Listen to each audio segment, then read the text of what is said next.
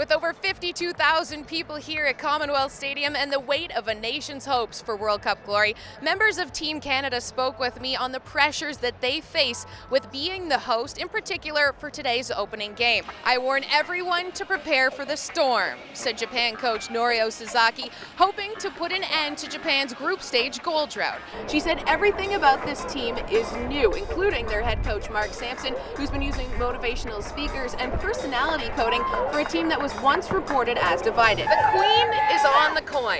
It's something England's Lucy Bronze told me to illustrate the intense history and relationship between the monarch and her former colony, England and Canada. It's two national teams with coaches from the same country but different coasts. We've been told that suspended China head coach Hao Wei will be sitting in the auxiliary press box to the left of the commentary position for what should be the duration of the match. How difficult was it today without your coach Hao Wei on the bench? Well, I just don't know where is he. I just don't know, but we have the other coach to control the games and to teach us what to do. Yeah.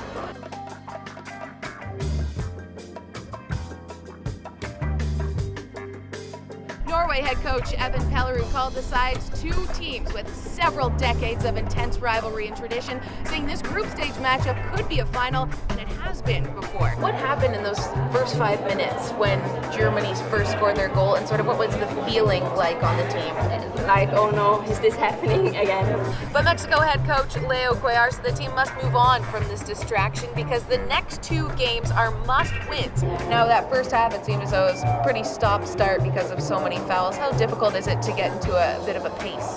It's pretty difficult. When asked about his team's infighting and temper tantrums when France lost against Colombia, Coach Philippe Bergeron said he's had to rebuild his team's self-confidence, reminding them that he chose them for a reason and that he still believes in them. Complicating matters for Les Bleus is an increasingly difficult relationship with the French press here in Moncton, who have lacked any sort of access to the team over the last few days, and who yesterday were fixated on the fact that this game will be played and simultaneously televised as France's men's national team taking on Albania. Team France took their morning walk around Jones Lake in a region once known as New France, the site of countless colonial wars fought between the French and British throughout the entire 18th century. Jose, you score your first World Cup goal ever. To get to the round of 16, have you ever had a bigger moment in your soccer career? No, I think it's pretty powerful. I like to attack, I like to get forward, but normally I get there and I'm like, oh, where's Tony Duggan? Or Farrow, like pass it to someone that can shoot. Natalie, number 28 beats number 3 today. What does it feel like to beat France? I think at this point, words really can't describe what it feels like. Bit of a difficult journey for you personally just to get to this moment. When you scored that goal, when you get that first win here today, what sort of stands out for you in your life? I mean, I think ultimately the most positive thing is my dad and my brother in the crowd cheering on, so I'm really happy that they got to see my first start and my first World Cup goal. When I asked Coach Sylvia Knight if they plan to show any mercy against Thailand today, she told me mercy is a funny term. We don't plan to show any mercy in the World Cup. We need to seize opportunities to gain confidence ahead of the knockout stage. The pace of the game seems slower than you're usually used to playing with. Was that designed that way? No, I think England was good too, so for that we didn't play I think the best football like we can. Lena, you come off the bench today, you score a brace. What did your coach tell you before you came onto the pitch today? Yeah, she just said, like, have fun, be concentrated, be focused, do what you can, and yeah, it's it. At 32 years of age, Sampson is the youngest coach to reach the round of 16, but Pellerud, almost twice his senior, indicated that his team knows what they need to do and what the fans back home want to see when he said, "We won't go home without a fight." And speaking of showing what you've got, your goalkeeper just came up so clutch there, especially in the second half.